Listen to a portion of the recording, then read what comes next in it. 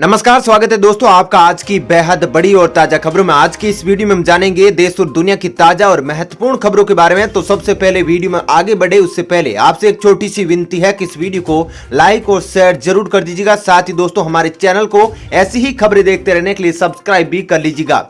साथ ही दोस्तों वीडियो में आगे बढ़े उससे पहले आपके जनरल नॉलेज में वृद्धि के लिए आपसे एक प्रश्न पूछना चाहते हैं। आज आपको कमेंट करके बताना है कि विश्व की सबसे पुरानी पर्वतमाला कौन सी है।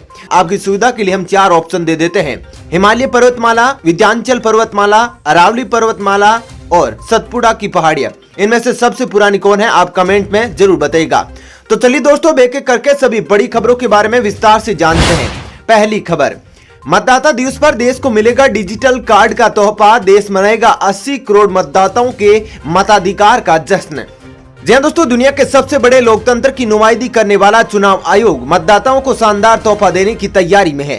देश के मतदाताओं को 25 जनवरी को मतदाता दिवस के मौके पर electronic electors photo identity app यानी ई-इपिक का उपहार मिलेगा। इसकी मदद से मतदाता पहचान पत्र को डिजिटल रूप से रखा जा सकेगा। ई-इपिक में तय प्रक्रिया और कुछ नियमों का पालन करना होगा। इसके बाद आधार की तरह ही मतदान पहचान पत्र भी डाउनलोड होकर ई वॉलेट का हिस्सा बन जाएगा। वहीं डिजिटल कार्ड के लिए मतदाता को अपनी पूरी जानकारी का सत्यापन करना होगा। साथ ही बैंक की केवाईसी की तरह मोबाइल नंबर के साथ ईमेल की अनिवार्यता भी होगी। चलिए दोस्तों जान लेते हैं अगली खबर। जल्द शुरू हो सकती है कोरोना काल में बंद भारतीय रेल की नियमित सेवा। रेलवे बनाएगा नया टाइम टेबल। जी दोस्तों, कोरोना काल में बंद भारतीय रेल की नियमित यात्री सेवा अप्रैल से अपने पूर्व रूप में आ सकती है। साथ ही रेलवे नया टाइम टेबल भी लागू कर सकती है। अभी रेलवे विशेष मेल एक्सप्रेस ट्रेन चला रहा है जो पूरी तरह आरक्षित श्रेणी की है। कुछ जगह लोकल व उपनगरीय सेवाएं भी शुरू की गई है, लेकिन अभी भी लगभग 35% यात्री ट्रेन बंद है। कोरोना संक्रमण के माध्यम से आ रही कमी और टीकाकरण अभियान शुरू होने के बाद भारतीय रेल अपनी यात्री ट्रेन सेवाओं की समीक्षा कर रही है। चलिए दोस्तों जान लेते हैं अगली खबर। मोदी के बाद किसे देश का प्रधानमंत्री देखना चाहती है जनता, सर्वे में हुआ बड़ा खुलासा। दोस्तों प्रधानमंत्री नरेंद्र मोदी अब भी एक लोकप्रिय प्रधानमंत्री बने हुए हैं। ज्यादातर लोग उन्हें ही देश के अगले प्रधानमंत्री के तौर पर देखना चाहते हैं। हालांकि उनके बाद लोग उत्तर प्रदेश की मुख्यमंत्री योगी आदित्यनाथ को देश के अगले प्रधानमंत्री के तौर पर देखते हैं। यह खुलासा एक मीडिया संस्थान के द्वारा हाल ही में कराए गए सर्वे में हुआ है। इस सर्वे को 3 जनवरी से 13 जनवरी 2021 के बीच 12,232 लोगों के बीच कराया गया। इसमें 67% ग्रामीण आबादी और 33% शहरी आबादी शामिल है। सर्वे के अनुसार प्रधानमंत्री मोदी की लोकप्रियता बरकरार है। 38% लोग उन्हें ही अगले प्रधानमंत्री के तौर पर पसंद करते हैं। सर्वे के मुताबिक 10% लोगों ने मोदी के बाद प्रधानमंत्री पद के लिए योगी आदित्यनाथ को चुना है। सर्वे के अनुसार गृह मंत्री अमित शाह को केवल 8% लोग देश के अगले प्रधानमंत्री के तौर पर देखना चाहते हैं। इससे साफ लगता है कि लोगों के बीच योगी की लोकप्रियता शाह से ज्यादा है। दिल्ली समेत कई राज्यों में भारतीय मौसम विभाग का अलर्ट, तेज बारिश और कड़ाके की ठंड पड़ने की दी चेतावनी।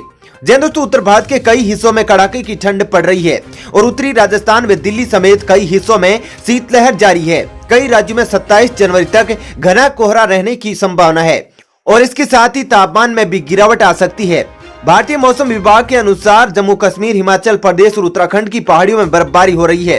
वहीं कुछ राज्यों में आने वाले 48 घंटों में बारिश हो सकती है। मौसम विभाग ने जानकारी दी है कि अगले 2 दिन दिल्ली, पंजाब, हरियाणा, चंडीगढ़ समेत उत्तर प्रदेश के कई इलाकों में तेज बारिश होने की संभावना है। इसी के चलते विभाग ने ऑरेंज अलर्ट भी जारी किया है।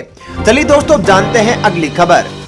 अमित शाह ने किया आयुष्मान CAPF का शुभारंभ, 28 लाख जवानों को मिलेगा लाभ।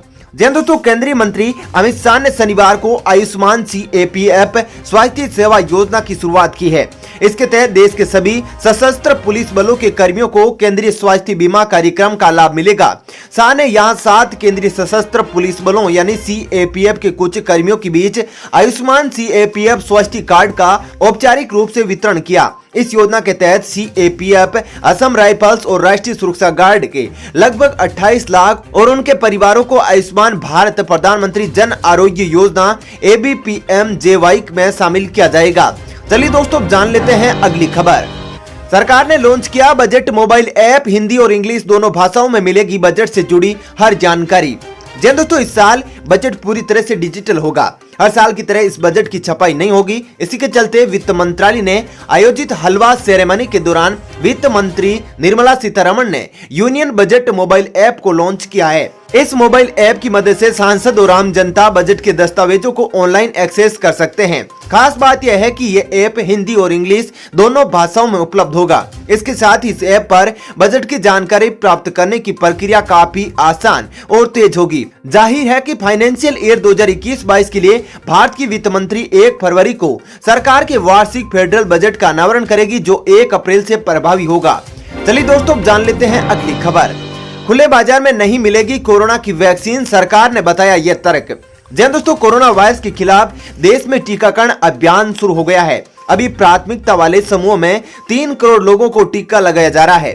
खुले बाजार में फिलहाल कोरोना वैक्सीन की बिक्री शुरू होने की उम्मीद कम है। केंद्रीय स्वास्थ्य सचिव राजेश भूषण ने यह बात कही है। उन्होंने कहा कि अभी केंद्र सरकार का पूरा ध्यान 7 से 8 महीनों के भीतर प्राथमिकता वाले समूह के लोगों को कोविड वैक्सीन लगाना है। इसके बाद इसे बाजार में उपलब्ध करवाने के बारे में फैसला लिया जाएगा। चलिए दोस्तों, जानते हैं अगली खबर।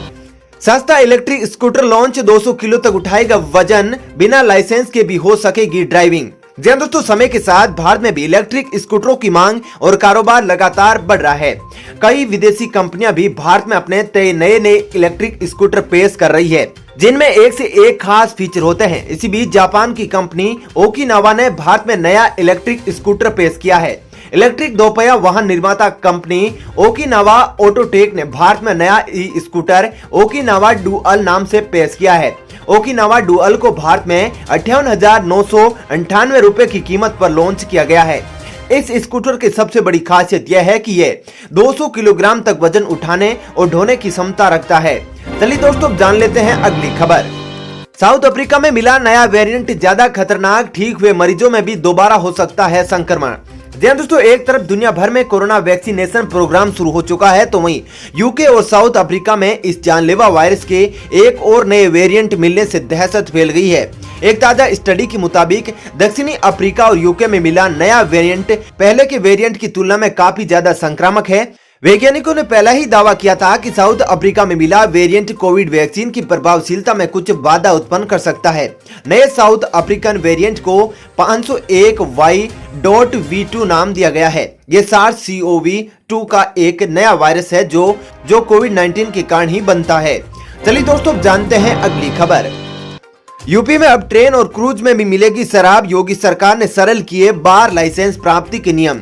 जी दोस्तों, राज्य सरकार ने बार लाइसेंस जारी करने की प्रक्रिया को और सरल करते हुए ट्रेन और क्रूज में विदेशी शराब की बिक्री की अनुमति दे दी है। सरकार ने उत्तर प्रदेश आबकारी नियमावली 2020 प्रख्यापित करते हुए इसका प्रावधान किया है। अपर मुख्य सचिव आबकारी संजय आर भूसरेड्डी ने बताया कि बार लाइसेंसों की स्वीकृति की पुरानी प्रक्रिया को सरल कर दिया गया है। अब होटल, रेस्तरां, क्लब, बार और एयरपोर्ट पर बार लाइसेंसों की स्वीकृति शासन के स्थान पर आबकारी आयुक्त प्रदान करेंगे। चलिए दोस्तों, जान लेते हैं अगली खबर। केंद्र में फिर से आई बीजेपी तो सरकार हटा देगी 3500 मस्जिदें, बुरके और दाढ़ी और अजान पर भी लग जाएगी रोक।